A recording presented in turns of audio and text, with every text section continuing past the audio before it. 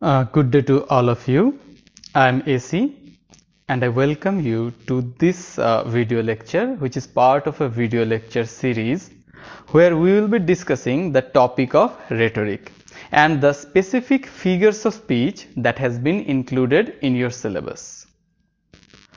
For the semester 1 students starting their course in 2020, NBU has reduced the expanse of the existing syllabus and they have published a truncated syllabus.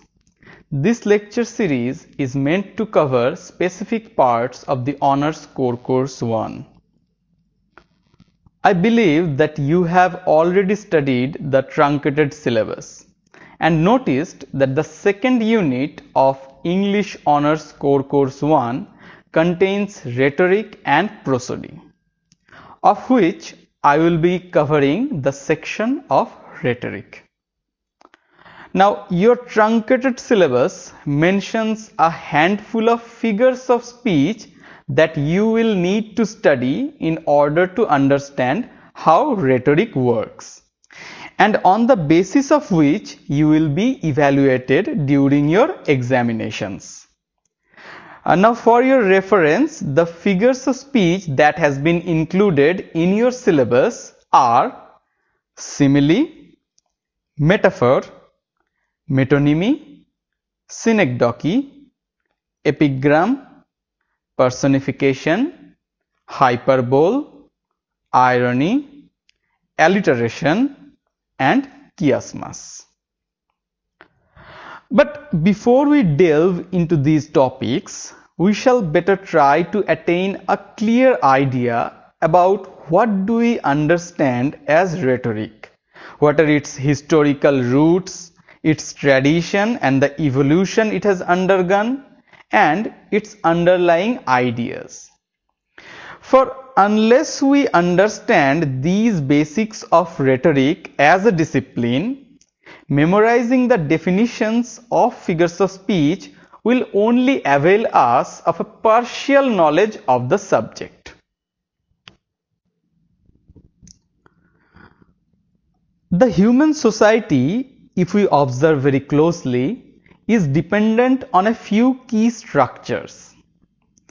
And one of the most significant element of our civilized world is that of communication, especially focused on the areas of exchange of ideas and persuasion.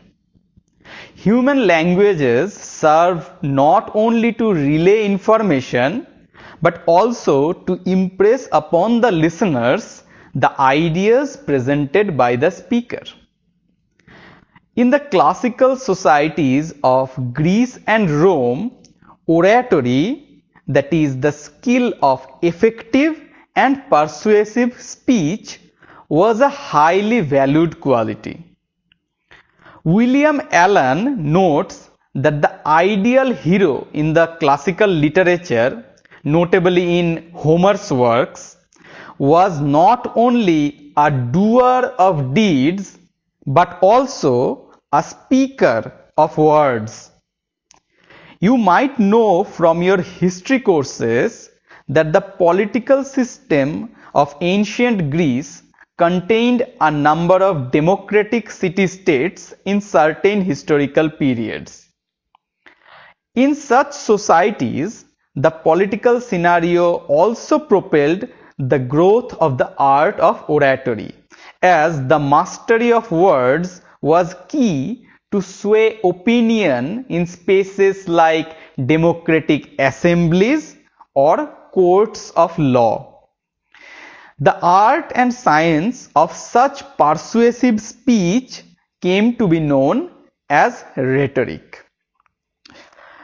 William Allan writes that the rules and techniques underpinning effective communication were known in the ancient world as rhetoric, and learning the art of rhetoric was the backbone of higher education for Greeks and Romans.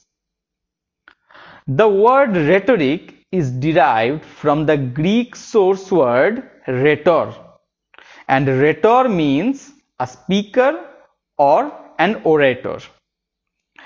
Hence, rhetoric can be understood as the art of oratory or persuasive speaking. Learned professors who were known as sophists used to teach the art of such speech. In Roman times, rhetoric also formed a part of the trivium, which was the three arts of language. The other two were that of grammar and logic.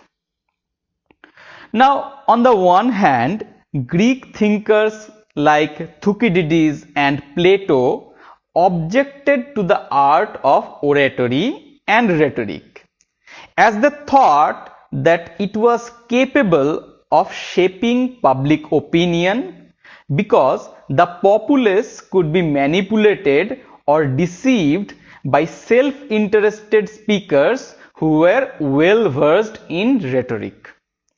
On the other hand, Isocrates, who was a sophist, he defended rhetoric by providing it with a moral dimension, and he suggested that rhetoric was not to be used for personal goals but social good. Then famous Greek thinker and Plato's disciple, Aristotle, he also recognized the importance of rhetoric in social life, and he wrote a treatise on rhetoric, which is also one of the most significant works on this art.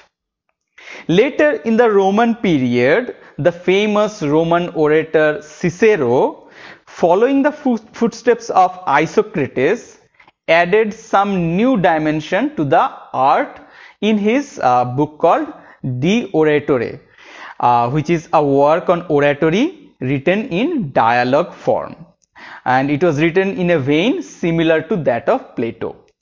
Here Cicero argued that oratory required not only eloquence but also goodness and enlightenment of the speaker. After the rise of Christianity in Europe, religious figures like Saint Augustine used the pagan tradition of rhetoric to further their project of religious propagation and exhortation. Later, with the advent of Renaissance, academic interest in the art of rhetoric grew exponentially. Sarkar and Bhattacharya mention how the humanist scholars like Desiderius Erasmus, who spoke against the excesses of the church, or men like Martin Luther and John Calvin, who sought to reform the church, all used the power of rhetoric to influence the audience into accepting their novel ideas. Elizabethan England also saw publication of many manuals that proclaimed to fulfill the popular craving of learning the art of rhetoric. In the centuries following Renaissance in Europe, rhetoric became a significant part of not only the literary forms of poetry, drama, etc., but also of scientific treatises or philosophical writings. Yet, many also viewed rhetoric as mere ornamentation of speech. Note that the Sanskrit and Bengali equivalent of rhetoric is called Alankar, which literally means jewelry or ornament. Some even denounced rhetoric as a means of inflaming the masses. However, the importance of rhetoric only grew with time, both as a means of socio-political persuasion and of literary expression by both its supporters and detractors. The 18th century saw divergent developments of the field, as interest grew in both the classical norms surrounding speaking and the movements concerning aestheticization of rhetoric.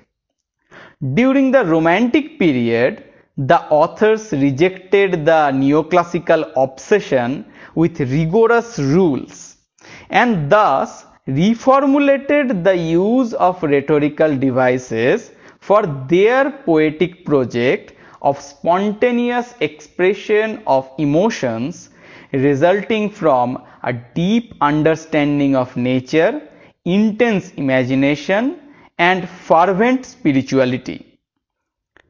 So, it might be obvious by now that the roots of rhetoric lie in the grounds of political and administrative art of oratory. However, it is worth remembering that through the evolution of language and literature in specific, and society and civilization in general, the art of rhetoric has overcome its historical boundaries and has become an important part of not only literature but also our everyday speech and expression. Now, before ending today's lecture, let me suggest you some books which will be helpful in your study of rhetoric. And I would strongly suggest you to get hold of at least one of them. The first book that has been also suggested in your syllabus is titled Elements of English Rhetoric and Prosody, and it is written by Bose and Sterling, and the publisher of this book is Chakraborty Chatterjee and Company Limited. The second book that I will suggest is called Some Aspects of Rhetoric and Prosody. It is written by Kalyannath Dotto, and the publisher of this book is Bani Sangshad. The third book that I will suggest, and it is a much newer publication than the other two books. This is called A Handbook of Rhetoric and Prosody, and it has been co-written by two authors. They are Jaydip Sarkar and Anindya Bhattacharya. And this book, the third book, the Handbook of Rhetoric and Prosody, has been published by Orient, BlackSwan. So that is it for your reading list, and in the next lecture we will continue our discussion on rhetoric and the figures of speech that you have in your syllabus.